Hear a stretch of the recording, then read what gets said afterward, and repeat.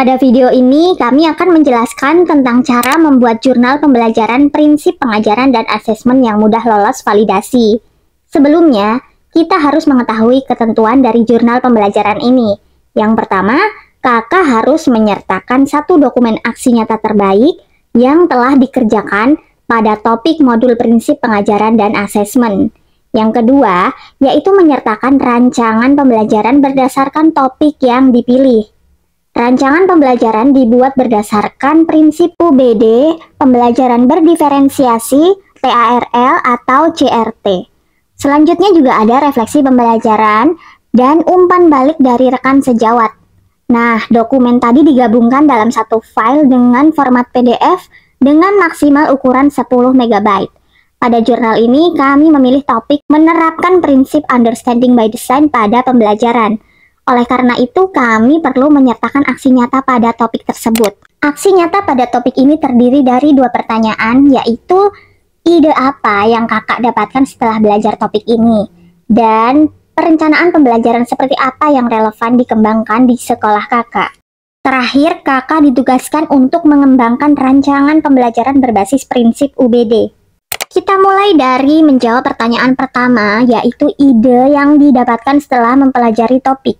Setelah mempelajari topik ini, saya mendapatkan ide bahwa prinsip UBD sangat membantu saya dalam merancang pembelajaran dengan lebih terstruktur dan terarah. Dengan memulai dari menetapkan tujuan pembelajaran, kemudian merancang asesmen dan mengembangkan aktivitas pembelajaran, guru dapat memastikan bahwa setiap langkah dalam proses pembelajaran memiliki tujuan yang jelas dan relevan.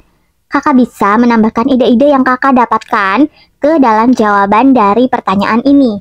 Ingat, kakak tidak boleh melakukan plagiasi agar jurnal yang kakak buat tersebut bisa divalidasi. Lalu kita akan menjawab pertanyaan kedua. Perencanaan pembelajaran yang relevan untuk dikembangkan di sekolah saya adalah pembelajaran yang berfokus pada kebutuhan dan kemampuan siswa. Dengan menggunakan prinsip UBD, saya menetapkan tujuan pembelajaran yang jelas dan spesifik, menganalisis kebutuhan dan kemampuan siswa, serta menyusun asesmen yang dapat mengukur pencapaian tujuan pembelajaran. Dalam merancang kegiatan pembelajaran berdasarkan prinsip UBD, langkah yang pertama yaitu kakak perlu menetapkan tujuan pembelajaran. Contoh tujuan pembelajaran yang kami rancang yaitu 1. Peserta didik dapat menyebutkan kekayaan alam yang ada di daerah tempat tinggalnya.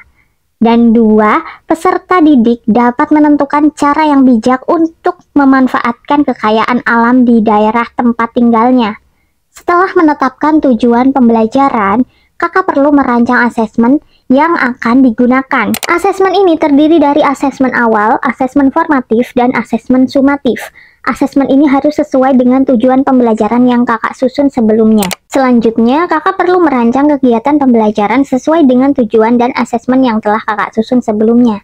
Kegiatan pembelajaran ini terdiri dari pendahuluan, kegiatan inti, dan penutup. Kegiatan yang kakak rancang tersebut harus dapat kakak terapkan pada kelas yang kakak ampu. Setelah kita menyertakan dokumen aksi nyata, jika perlu kita bisa menyertakan dokumentasi. Dokumentasi ini dapat berisi foto saat kakak mempresentasikan rancangan kakak kepada guru-guru di sekolah atau saat kakak mempraktikkan pembelajaran yang kakak rancang tersebut. Selanjutnya adalah refleksi. Refleksi ini berisi evaluasi kakak tentang apa yang sudah kakak pelajari, pengalaman bermakna apa yang kakak dapatkan, bagaimana rancangan yang telah kakak buat, dan sebagainya. Yang terakhir adalah umpan balik. Pada umpan balik ini berisi tanggapan dari rekan guru terkait rancangan pembelajaran berbasis UBD yang telah kakak rancang atau yang telah kakak praktikkan. Umpan balik ini dapat diketik secara langsung pada jurnal. Bisa ditulis tangan lalu di-scan dan dimasukkan ke jurnal. Bisa juga menggunakan Google Form lalu di-screenshot dan dimasukkan ke dalam jurnal.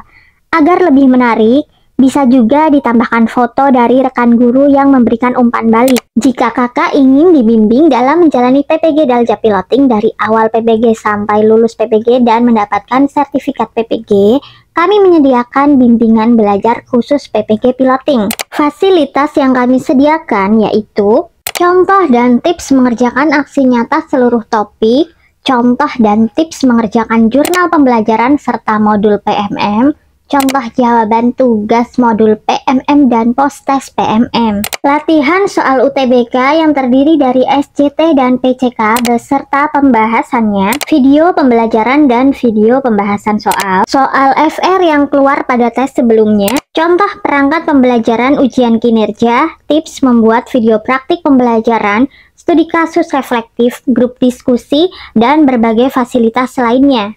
Fasilitas tersebut bisa kakak dapatkan dengan bergabung bersama Bimbel PPG kami melalui website bimbel.ladida.id atau dapat menghubungi nomor admin kami yang kami cantumkan pada deskripsi video ini. Terima kasih.